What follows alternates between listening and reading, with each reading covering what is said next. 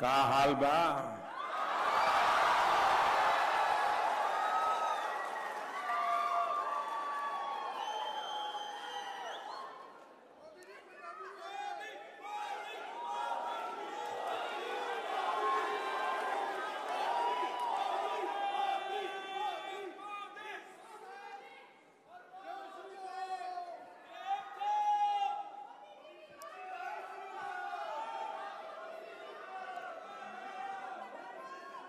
Netherlands के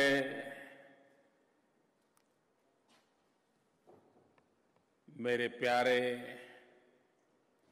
भारत के प्रवासी भाइयों और बहनों,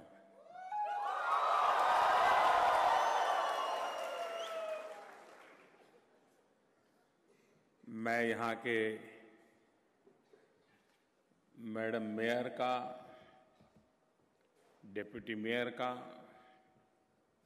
हृदय से आभार व्यक्त करता हूं कि उन्होंने मेरा स्वागत सम्मान किया और स्वयं इस कार्यक्रम में उपस्थित है। मैं उनका आभार व्यक्त करता हूं। ये जो गूंज आपके चारों तरफ सुनाई दे रही है, जो उत्साह उमंग दिखाई दे रहा है, जो लोग भारत में टीवी पर इसे देखते होंगे उन्हें जरूर आश्चर्य होता होगा कि छोटे से हेग में भी भारतीयों का इतना दम है।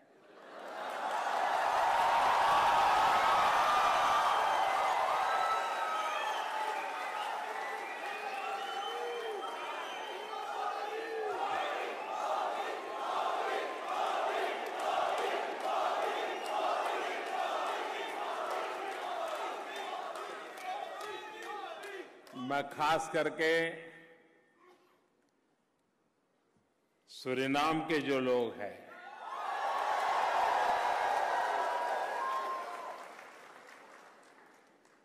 उनका मैं विशेष रूप से अभिनंदन करना चाहता हूं।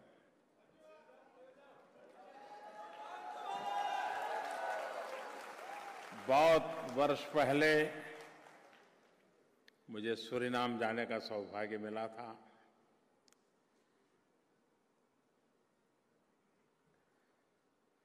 5 जून हर वर्ष सूरीनाम के लोग बड़े गौरव से मनाते हैं।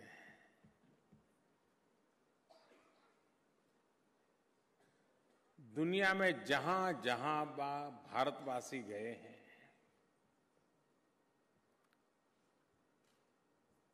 उन सब के लिए ये हमारे सूरीनाम के भाई बहन या उस कालखंड में दुनिया के जिन जिन देशों में मजदूर के रूप में लोगों को ले जाया गया, चाहे मॉरिशस हो, चाहे सूरीनाम हो, गयाना हो,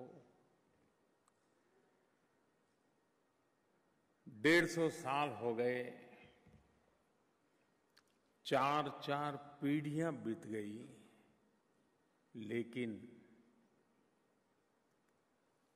आज भी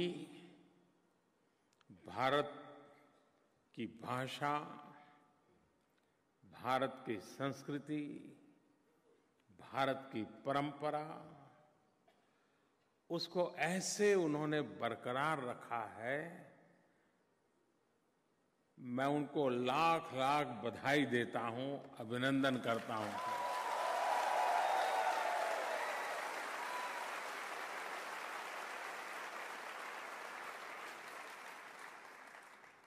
और हमें हमारे उन पूर्वजों को नमन करना चाहिए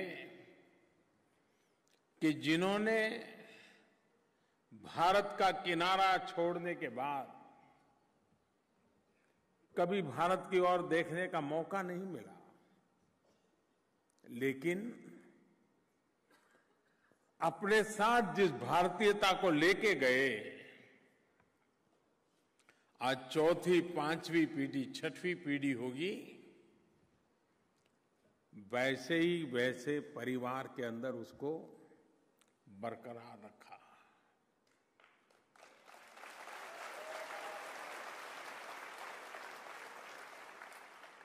वरना आज एक ही पीढ़ी में सब कुछ बदल जाता है, भाषा भी छूट जाती है। और कभी कभी तो माँ बाप गर्व करते हैं कि मेरे बेटे को भारतीय भाषा नहीं आती है।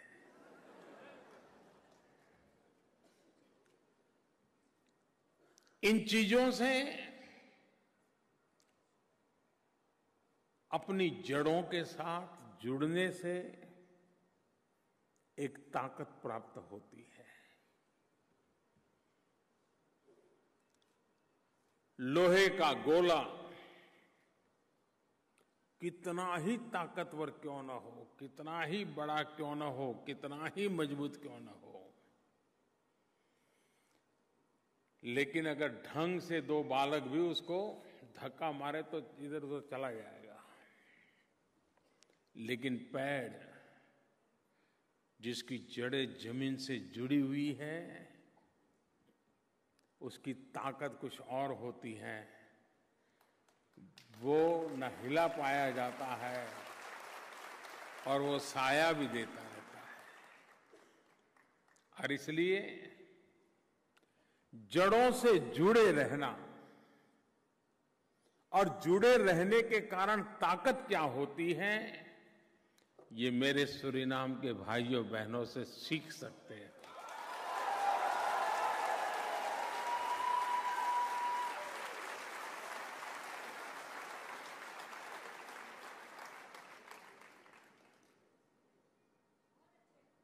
उसी प्रकार से आप में से बहुत लोग होंगे जिन्होंने अभी भी हिंदुस्तान नहीं देखा होगा। आप में से कई ऐसे होंगे जिनके पहले उनके दादा परदादा जब हिंदुस्तान छोड़ के आए, वो कहां से आए, किस गांव के से, क्या था, रिश्तेदार कौन थे, कुछ पता नहीं होगा। लेकिन उसके बाद भी दिल में हिंदुस्तान आज भी मौजूद है।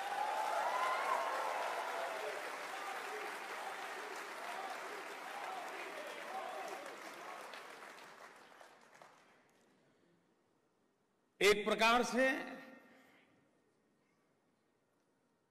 आप जो कुछ भी हैं अपने बलबूते पर हैं, अपने परिश्रम से हैं, अपने सामर्थ्य से हैं। उसके बावजूद भी आपके दिल में हमेशा रहता है कि भारत का जैसे आप पर कोई कर्ज है और मौका मिले तो भारत का ये कर्ज चुकाना है। मैं समझता हूं इससे बड़ी कोई भक्ति नहीं हो सकती, भावना नहीं हो सकती। और इसलिए और यहां पर दो प्रकार के लोग हैं। एक तो वो हैं जो 150 साल से हिंदुस्तान छोड़ करके निकले हुए लोग वाया सूरीनाम यहां पहुंचे हैं, और दूसरे वो हैं जो ताजा ताजा हवाई जहाज में बैठ करके आए हैं।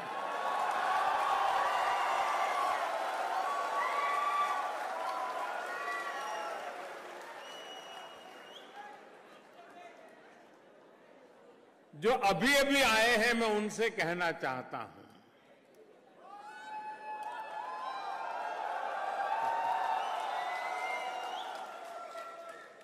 क्या कभी आपने सोचा कि आप अगर 150 साल हिंदुस्तान से कट ऑफ होते तो क्या आपके अंदर वही भारतीयता, हिंदुस्तानी का भाव वैसा ही बरकरार होता जैसे सूरीनाम के लोगों का है?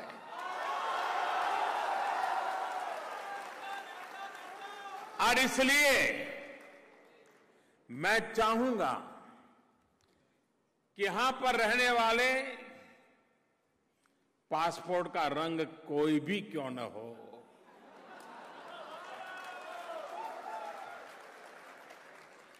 पासपोर्ट के रंग बदलने से खून के रिश्ते नहीं बदलते।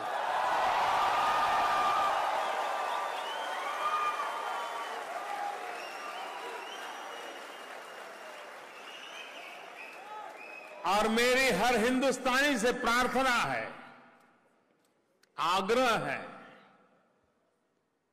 कि पासपोर्ट के रंग के आधार पर रिश्ते नाते न जोड़ें। पासपोर्ट का रंग कुछ भी क्यों न हो, उसके और मेरे पूर्वज एक है। जिस धरती की पूजा वो करता है, उस धरती की पूजा मैं करता हूं। उसकी जिंदगी की वो मुसीबत रही कि 150 साल पहले उसे देश छोड़ के जाना पड़ा। मैं भाग्यवान हूं कि मैं अब भी मेरे देश की जड़ों से जुड़ा हुआ हूं। मेरा ज्यादा कर्तव्य बनता है कि मैं सूरीनाम वालों को गले लगाऊं, हम एक बनकर के रहे, हम साथ मिलकर के कार्यक्रम करें। अब हमारे बीच में जरा सा भी दूरी नहीं होनी चाहिए। हो सकता है जो अभी आए हैं उनको शायद हिंदी बोलने में तकलीफ होती होगी, सूरीनाम वालों को नहीं होती है।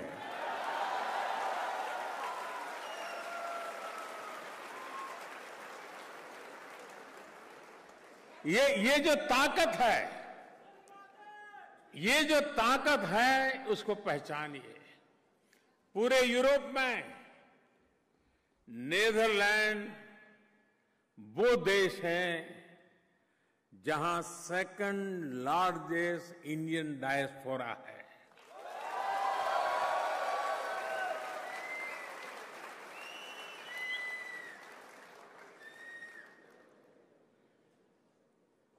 और इसलिए न सिर्फ यूरोप में लेकिन कैरिबियन कंट्रीज में भी हम सब मिलकर के इसे एक ऐसा ऊर्जा भूमि बना सकते हैं हैक को कि इन सारे भूभाग के भारतीयों के साथ हमारा नाता जुड़ जाए। और आज तो टेक्नोलॉजी इतनी सरल है कि आप मोबाइल फोन से इन सभी परिवारों से निकट से जुड़ सकते हैं। संगठन में ही तो शक्ति है।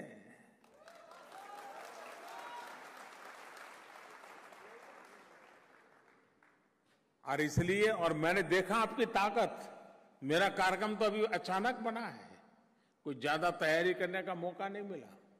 पिछले 2-4 दिन में ही शायद आपको खबर मिली और इतनी बड़ी मात्रा में आप लोग पहुंच गए।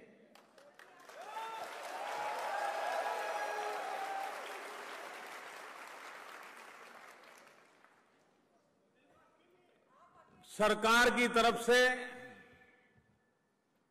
एम्बेसी होती है, एम्बेसेडर होते हैं, बाबू लोग होते हैं। लेकिन आपको पता है उनको राजदूत कहते हैं। हिंदी भाषा में उन्हें राजदूत कहते हैं। लेकिन यहां आप सब राष्ट्रदूत है।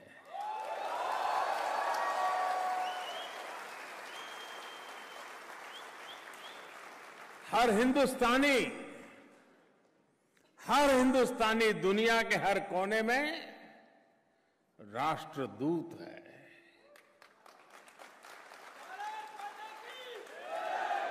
हमारे देश की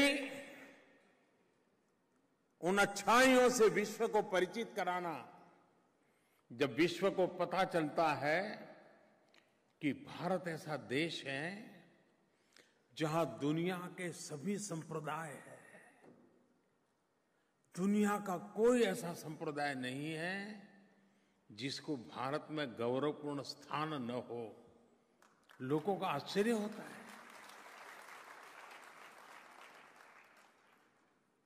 दुनिया का छोटा से छोटा संप्रदाय भी होगा, पंथ होगा, मानने वाले लोग होंगे, भारत में आपको अवश्य मिलेंगे और गर्व से जीते हैं। दुनिया को जब पता चलता है कि हिंदुस्तान 100 भाषाएं हैं, 100 लैंग्वेजेस, 1700 डायलेक्ट्स, 1700 से करीब ज्यादा बोलियां, लोगों को आश्चर्य होता है। अच्छा,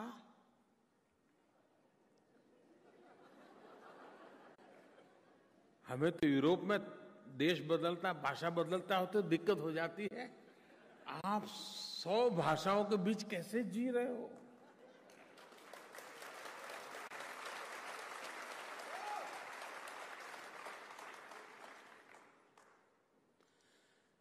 हमें जोड़ने वाली जो ताकत है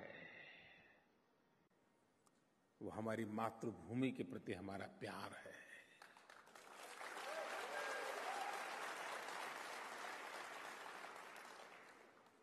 उस धरती के प्रति त्याग और तपस्या के प्रति, इतिहास के प्रति, संस्कृति के प्रति, परंपराओं के प्रति हमारा लगाव है। और इसलिए कोई भी हिंदुस्तानी दुनिया में गर्व के साथ खड़ा हो सकता है कि मेरा देश विविधताओं से भरा हुआ है। विश्व में जो कुछ भी आप अनुभव करते हैं, आप मेरे देश में स्वाभाविक रूप से कर सकते हो। देश की विशालता, जब दुनिया के लीडर से मैं मिलता हूं और मैं 125 करोड़ देशवासियों का सरकार का प्रधानमंत्री हूं, तो मेरे सामने देखते रहते हैं। उनको लगता है कि हम छोटे से देश को चलाने में हमारी इतनी दिक्कत होती है, आप कैसे चलाते हो?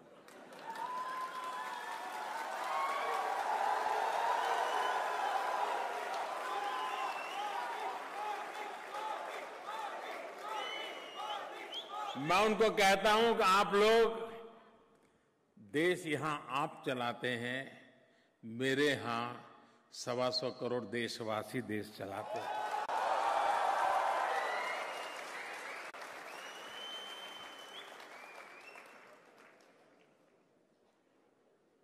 लोकतंत्र की यही ताकत है। भारत के अंदर विशेष रूप से जब से मुझे सरकार में सेवा करने का मौका मिला है, हमने एक सबसे बड़ा प्रयास ये किया है कि जन भागीदारी से देश के हर काम में जन भागीदारी को प्राथमिकता देना। सब कुछ सरकार करेगी, सारी समस्याओं का समाधान सरकार के पास ही है। भगवान ने बुद्धि बांटने निकले तो सारे सरकार वालों को ही बुद्धि मिली थी। ये सोच से हम बाहर निकल आ चुके हैं और हमारी कोशिश ये है कि जन भागीदारी से देश कई गुना प्रगति कर सकता है, तेज गति से प्रगति कर सकता है। अगर सरकार तय करते हम टॉयलेट बनाएंगे, खुले में शौच जाना बंद करवाएंगे, स्कूलों में बच्चियों के लिए शौचालय बनाएंगे, ये कार्यक्रम तो पहले भी चलते थे, लेकिन वो कार्यक्रम सरकार चलाती थी।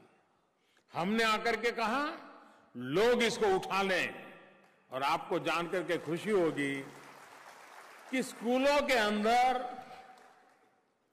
1 साल के भीतर भीतर बालिकाओं के लिए अलग शौचालय बनाने का काम, बालकों के लिए अलग शौचालय बनाने का काम लोगों ने पूरा कर दिया।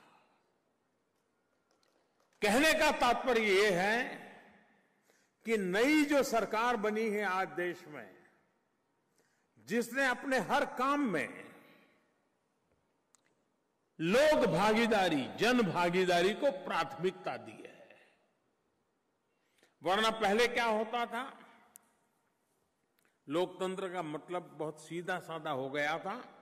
डेमोक्रेसी मतलब 5 साल में एक बार जाना,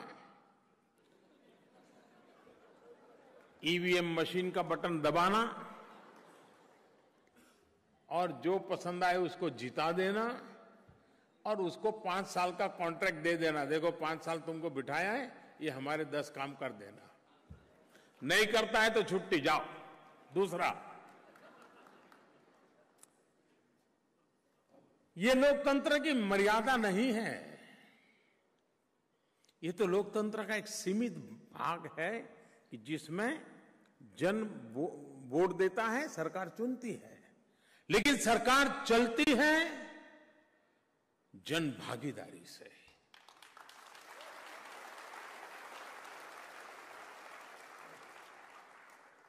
हमारे यहां कभी कोई नेचुरल कैलेमिटी आ जाए तो हम सब ने अनुभव किया है कि सरकारी तंत्र की ताकत बहुत छोटी पड़ जाती है, लेकिन लोग, सामाजिक संस्थाएं, धार्मिक संस्थाएं ऐसे फूड पैकेट, डिकना, फलाना लेकर के निकल पड़ते हैं।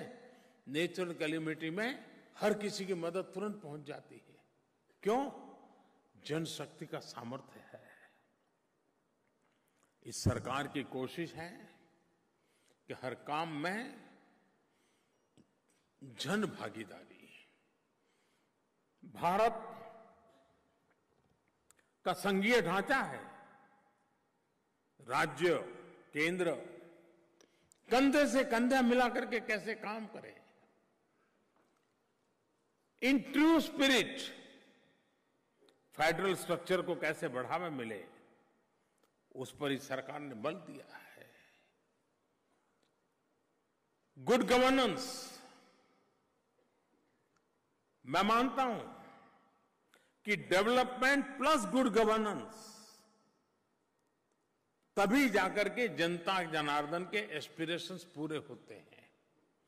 सिर्फ डेवलपमेंट से एस्पिरेशंस पूरे नहीं होते हैं, सिर्फ गुड गवर्नेंस से भी नहीं होते हैं। डेवलपमेंट एंड गुड गवर्नेंस दोनों का कॉम्बिनेशन होता है, तब जन सामान्य को समाधान होता है। बस अड्डा बनाऊं, बस स्टेशन अच्छा बनाऊं, वो डेवलपमेंट हुआ, लेकिन बस समय पर आए, बस में साफ सफाई हो, ड्राइवर कंडक्टर का व्यवहार ठीक हो, ये गुड गवर्नेंस होता है। तब सामान्य व्यक्ति को संतोष मिलता है, उसको समाधान मिलता है। हाँ, ये मेरी सरकार, ये मेरा देश है, ये मेरी संपत्ति है। इस सरकार का लगातार भाव यही है कि जन भागीदारी को बल मिले, जनशक्ति को बल मिले और जनशक्ति के भरोसे देश को आगे बढ़ाने का प्रयास हो। और यह अनुभव आ रहा है देश की जनता जनार्दन को जिस काम पे जुड़ने के लिए। आपने देखा होगा 2 साल पहले जब हमारी सरकार बनी तो टीवी पर एक ही खबर आती रहती थी कि दाल महंगी है, दाल महंगी है। मोदी बताओ दाल के दाम क्यों कम नहीं हो रहे।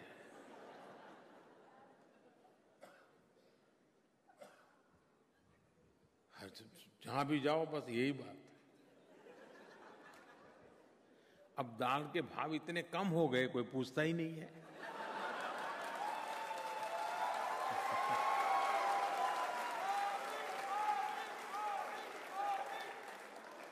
कैसे हो गया? लेकिन देश के किसानों से मैंने प्रार्थना की कि आप पल्सेस की खेती को भी बल दीजिए। और पल्सेस की खेती के लिए एक्स्ट्रा कुछ करना नहीं पड़ता है, फसल के बीज के अंदर उसको बोया जा सकता है, एक्स्ट्रा इनकम होती है। और मेरे देश के किसानों ने वो करके दिखाया, विपुल मात्रा में पल्सेस का उत्पादन किया, तो आज थाली सस्ती हो गई। मध्यम वर्ग के परिवार में पल्सेस अगर ज्यादा खाता है तो प्रोटीन भी ज्यादा मिलता है, तो शरीर की शक्ति भी बढ़ती है, शरीर की काफी रिक्वायरमेंट पूरी होती है। कहने का तात्पर्य ये है कि सरकारी प्रयत्नों से ज्यादा जन सामान्य का सामर्थ्य ये बहुत बड़ा रोल प्ले करता है।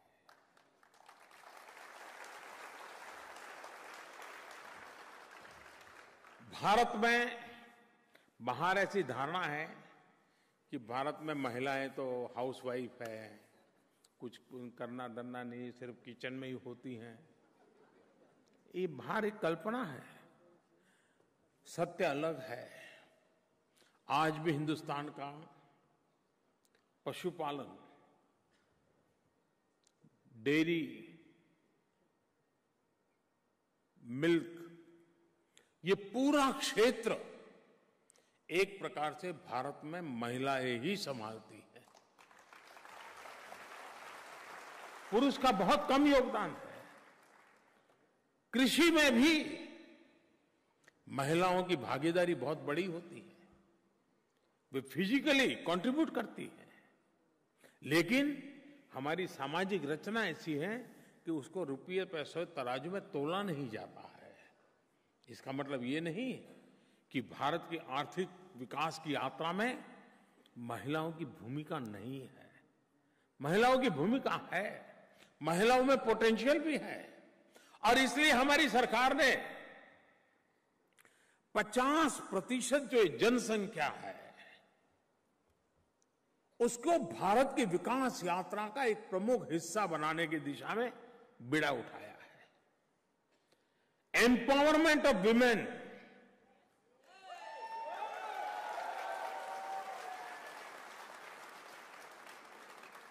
और इतना ही नहीं, women lead development.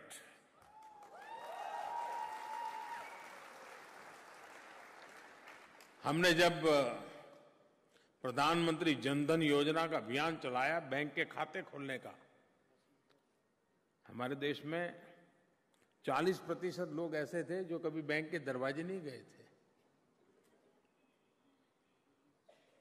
Formal economy से बाहर थे। हमने अभियान चलाया, और खुशी की बात है कि जब बैंक अकाउंट खोले गए तो उसमें ज्यादातर महिलाओं के बैंक अकाउंट खोले।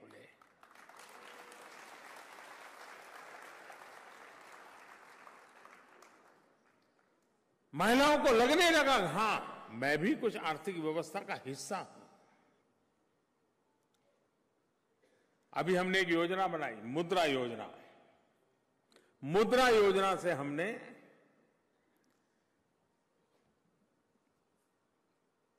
एंटरप्रेन्योरशिप को बल मिले, हमारे देश का नौजवान जॉब सीकर से जॉब क्रिएटर बने, वो जॉब देने वाला बने। छोटे छोटे काम करते भी लोग जॉब, एक को नौकरी रख सकते हैं, दो को रख सकते हैं, काम दे सकते हैं। और इसलिए छोटे छोटे कारोबार को मदद करने की दिशा में हमने बड़ा अभियान उठाया, मुद्रा योजना। और मुद्रा योजना ऐसी है कि किसी भी प्रकार की गारंटी दिए बिना नागरिक को, अगर वो बैंक में आता है, अपने सारी जानकारियां देता है, तो 50,000 रुपया से लेकर के 10 लाख रुपये तक उसको लोन मिलती है।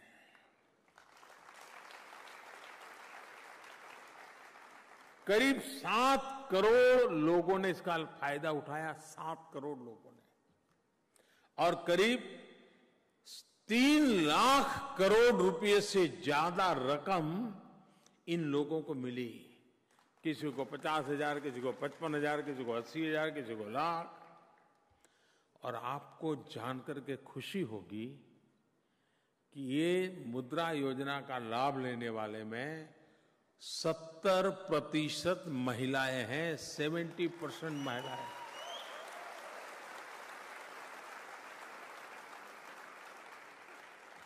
विमेन एम्पावरमेंट कैसे होगा, विमेन लेड डेवलपमेंट कैसे होगा, ये उससे नजर आता है। आज भी दुनिया के फॉरवर्ड कहे जाने वाले देशों में मैटरनिटी लीव एवरेज 12 वीक है। डेवलप कंट्रीज में भी वर्किंग वुमेन के लिए मैटरनिटी लीव 12 वीक है।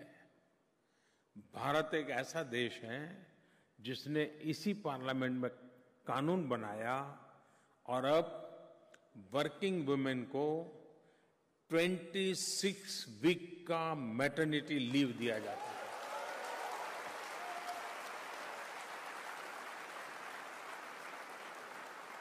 छह महीने,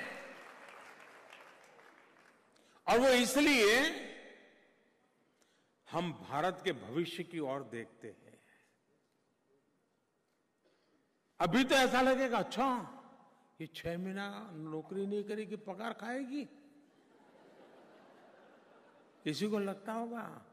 लेकिन वो 6 महीने उस बालक की परवरिश करती है जो मेरे देश के आने वाले कल है।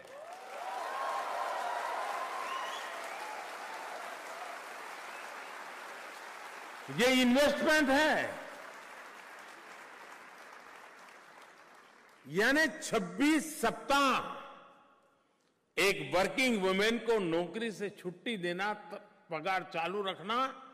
शुरू में तो लगता है काम कौन करेगा, शुरू में तो लगता है मुफ्त का पैसा देना, लेकिन लंबी दूर देखते हैं तो पता चलता है कि उसकी गोद में जो बालक है उसका मां के गोद में ऐसा लालन पालन होगा, 6 महीने का उसका बेस इतना मजबूत होगा कि मेरा भविष्य उज्जवल हो जाएगा, मेरा भविष्य मजबूत हो जाएगा। इस दिशा में काम करते हैं।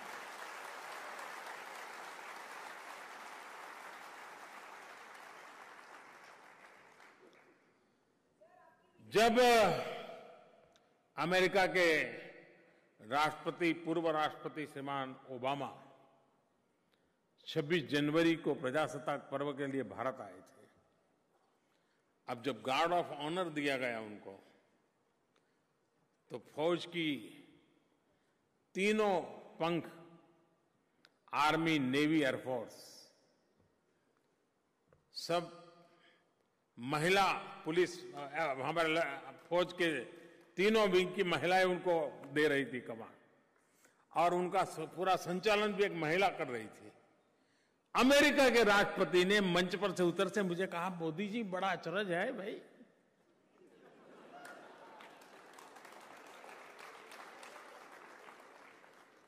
ये है हिंदुस्तान में। मैंने कहा अभी तो आज शुरुआत है,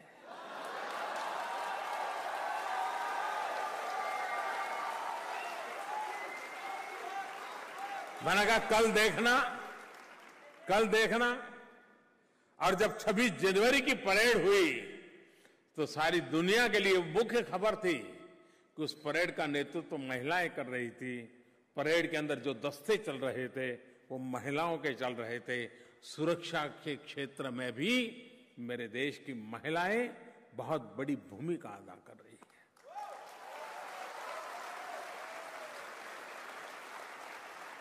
दिल्ली में अगर आप जाएं या देश के अन्य कई राज्य हैं जाएंगे, जहां पर पुलिस में 33% महिला पुलिस को लिए रिजर्व किया गया है, और सुरक्षा की जिम्मेवारी भी ये एम्पावर्ड महिलाएं हमारी करेगी, उस दिशा में हम काम कर रहे हैं।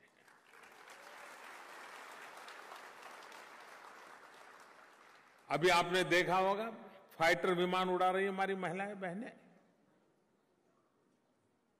फाइटर प्लेन का नेतृत्व महिलाओं के हाथ में, दुनिया के अंदर चर्चा है। आज भारत स्पेस टेक्नोलॉजी की दुनिया में, अंतरिक्ष में, पूरे विश्व में उसने अपना बड़ा नाम कमाया है।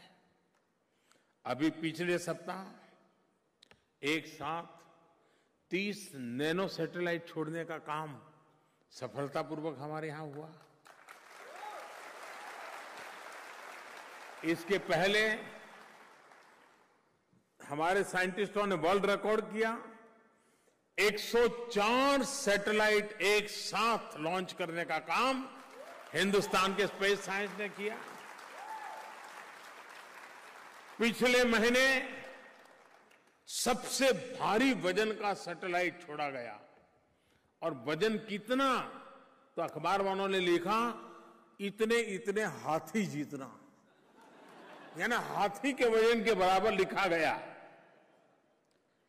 आपको जानकर के खुशी होगी, इस पूरी स्पेस की दुनिया में काम करने में 3 प्रमुख वैज्ञानिक महिलाएं हैं जो इस काम को कर रही हैं।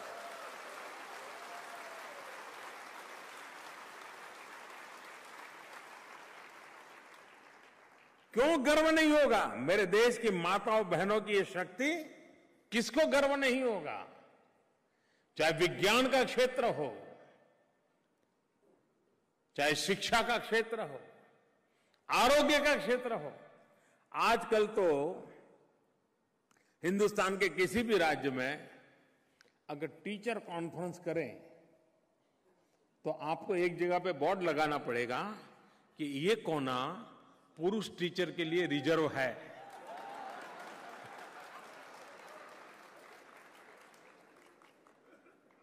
पूरा शिक्षा क्षेत्र का काम आज मेरे देश में माताएं बहनें संभाल रही हैं। हेल्थ सेक्टर,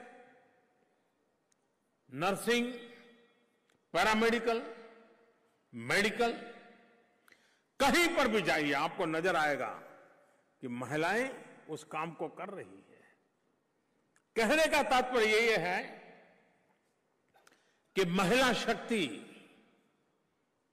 और खेलकूद में ओलंपिक में कौन मेडल ले आया? सारे मेडल लाने वाली हमारी बेटियां थी।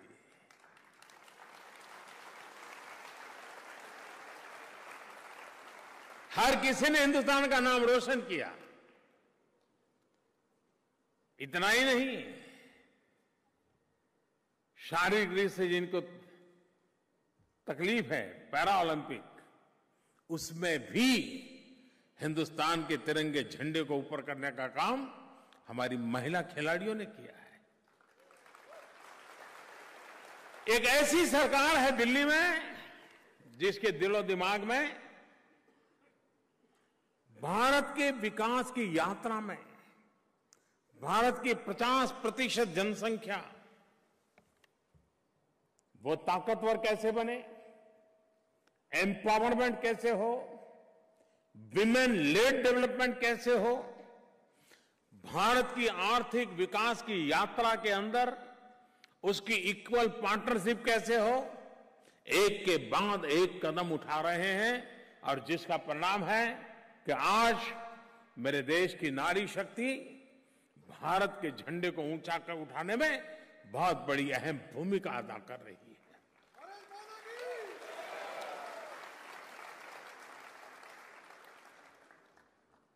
देश आगे तो बढ़ना चाहिए, पहले है उसे अच्छा होना चाहिए, लेकिन वक्त ज्यादा इंतजार नहीं करेगा। जिस गति से हम यहां तक पहुंचे हैं,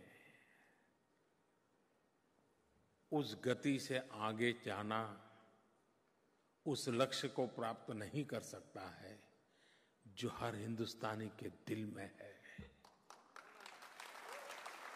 और इसलिए गति को तेज करना अनिवार्य हो गया है। पहले सरकारें हुआ करती थी, एक आध दो काम ऐसे हो जाते थे, वो सरकार जानी जाती थी इस काम के लिए। आज हर दिन एक नया काम करो तो भी कम पड़ जाता है, इतने एस्पिरेशंस बढ़ गए हैं। और देश को सिर्फ आगे ले जाना इतना इनफ नहीं है, देश को आधुनिक बनाना बहुत जरूरी है। हमें आगे तो बढ़ना है, लेकिन हमें आधुनिक भी बनना है। 21वीं सदी का हिंदुस्तान ग्लोबल बेंचमार्क में पीछे न रह जाए, विज्ञान टेक्नोलॉजी के क्षेत्र में पीछे न रह जाए, हमारा इंफ्रास्ट्रक्चर ग्लोबल बेंचमार्क के अनुकूल हो और विश्व की बराबरी करने का सामर्थ्य हिंदुस्तान में होना चाहिए। इस भूमिका से हम आगे बढ़ रहे हैं।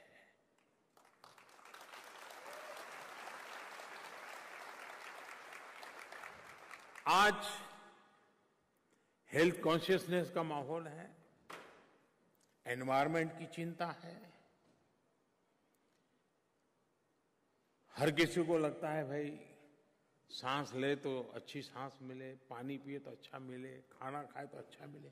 बहुत स्वाभाविक कॉन्शियसनेस आया है। भारत ने बीड़ा उठाया है ऊर्जा के क्षेत्र में। Renewable energy 175 gigawatt. आप में से बहुत लोग होंगे जिनके लिए गीगावाट शब्द नया होगा, क्योंकि सदियों से हम मेगावाट से आगे सोचा ही नहीं।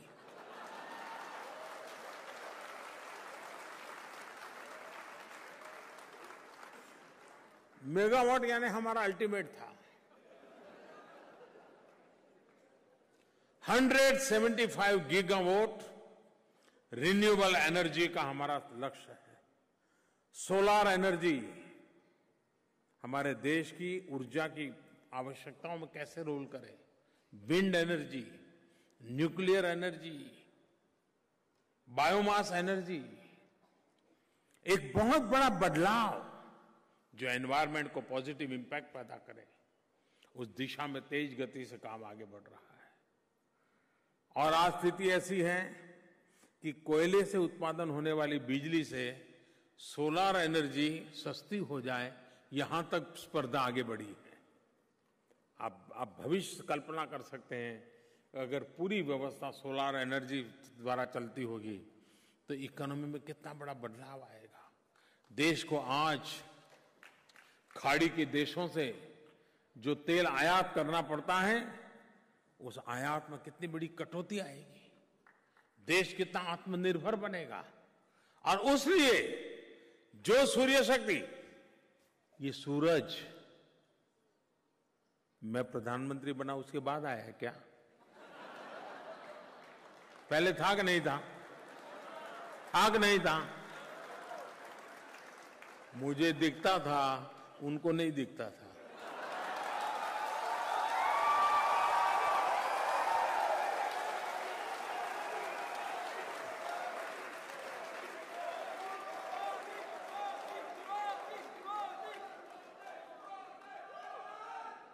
और इसलिए पूरा जीवन को आधुनिक बनाने की दिशा में ये हमारी पहल है। Digital India.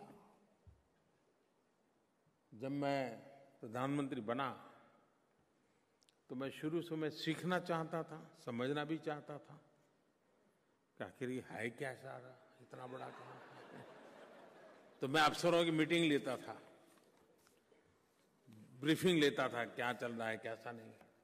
तो एक दिन बिजली वालों का ब्रीफिंग ले रहा था, तो उन्होंने कहा साहब, मैंने पूछा भाई कोई जगह है जहां अभी भी बिजली नहीं पहुंची होगी? क्योंकि आजादी के 70 साल हो गए तो ऐसा पूछना ही नहीं चाहिए। तो मैं थोड़ा डरते डरते पूछ लिया कि भाई कहीं कोई ऐसा तो नहीं है ना कहीं दूर अभी बिजली तो मैं हैरान हो गया। उन्होंने कहा साहब 18,000 गांव ऐसे हैं जहां अभी बिजली नहीं पहुंची है। आप मुझे बताइए 21वीं सदी और 18वीं शताब्दी में फर्क क्या? 18वीं शताब्दी में भी तो लोग बिना बिजली को सूरज के प्रकाश में या चंद्रमा की रोशनी में जिंदगी का गुजारा करते थे। आजादी के 70 साल के बाद मेरे देश में 18,000 गांव 18वीं शताब्दी की जिंदगी जीने के लिए मजबूर थे। आधुनिक भारत का सपना मुझे पूरा करना था। मैंने बीड़ा उठाया, मैंने कहा भाई बताइए कब तक होगा? उन्होंने कहा साहब 7 साल तो लगेगा।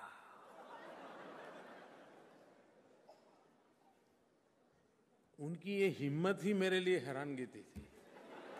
आराम से कह दिया 7 साल लगेगा। मैंने कहा भाई जल्दी करना चाहिए, ऐसा क्यों करते हो, क्यों सोचते हो, जरा समझा रहा था। आखिरकार एक दिन मैंने लाल किले पर से 15 अगस्त को बोल दिया 1000 दिन के अंदर हम 18,000 गांव में बिजली पहुंचा देंगे। अभी 1000 दिन हुए नहीं, करीब 13-14 हजार गांवों में बिजली पहुंच गई भाइयों बहनों, क्योंकि मुझे आधुनिक भारत बनाना है। और बाकी जो गांव बाकी है उसका काम भी बहुत तेजी से चल रहा है।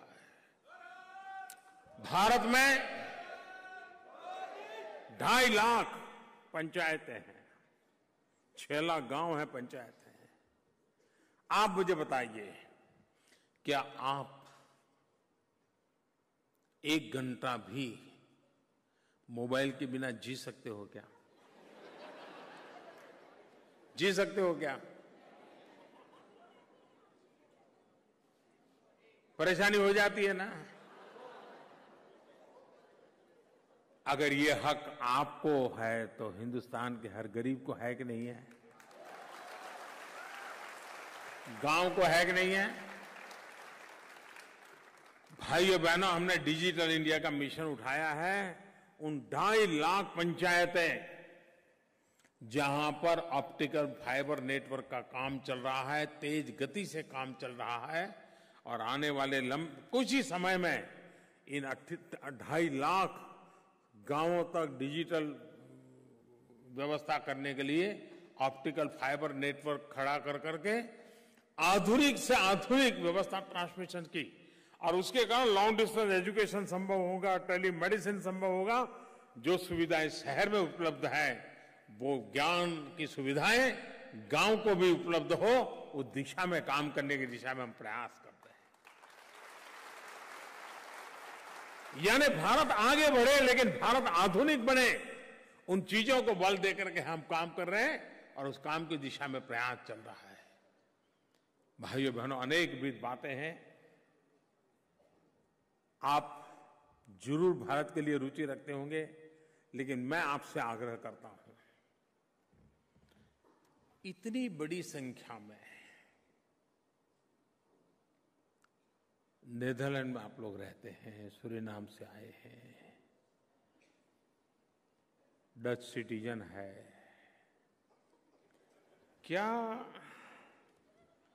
क्या तकलीफ है आपको ओसीआई कार्ड निकालने में?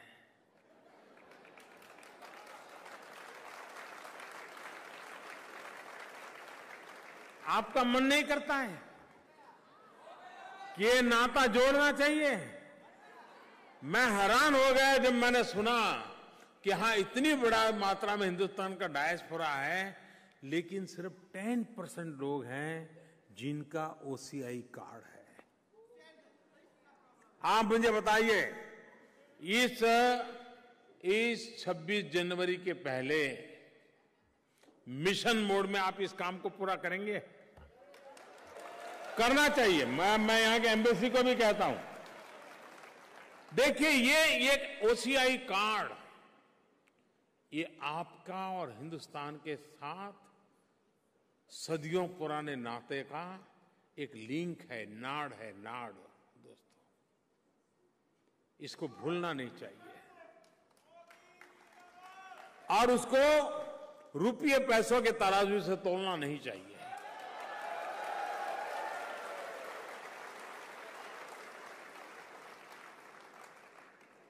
जो भी देना पड़े दे करके भी ओसी का एक कार्ड, ये मेरे लिए, मैं कल 2 दिन पहले पोर्चुगल में था, वहां के प्रधानमंत्री पब्लिकली अपना ओसीआई कार्ड दिखा रहे थे। बोले, मुझे गर्व है कि मेरे पास ओसीआई कार्ड है, मैं मूल भारतीय हूं और मैं आज यहां प्रधानमंत्री हूं।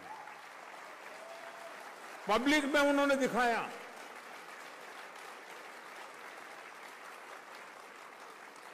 हर हिंदुस्तानी के मन में स्पिरिट होना चाहिए, मैं हूं, मेरे पास उसे है। कोई भी मिले, अच्छा तेरे पर नहीं है, तरीके।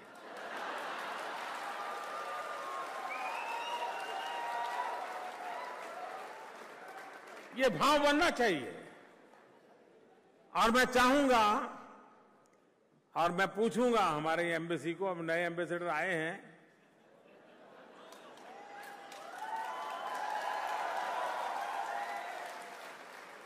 और मैं तो ये पूछूंगा पर डे कितने बने। और मैं आपसे चाहूंगा आप मदद कीजिए, क्योंकि ये काम हमारा पूरा होना चाहिए। देखिए, जो डच पासपोर्ट वाले हैं,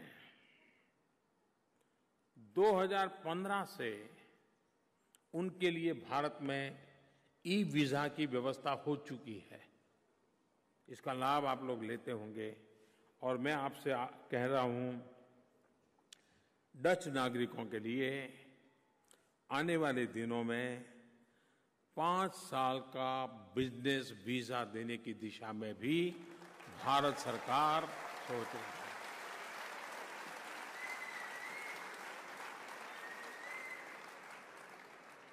पांच साल का बिजनेस एवं टूरिस्ट वीजा, ये अपने आप में डच नागरिकों को भारत के साथ जोड़ने का एक अहम प्रयास है।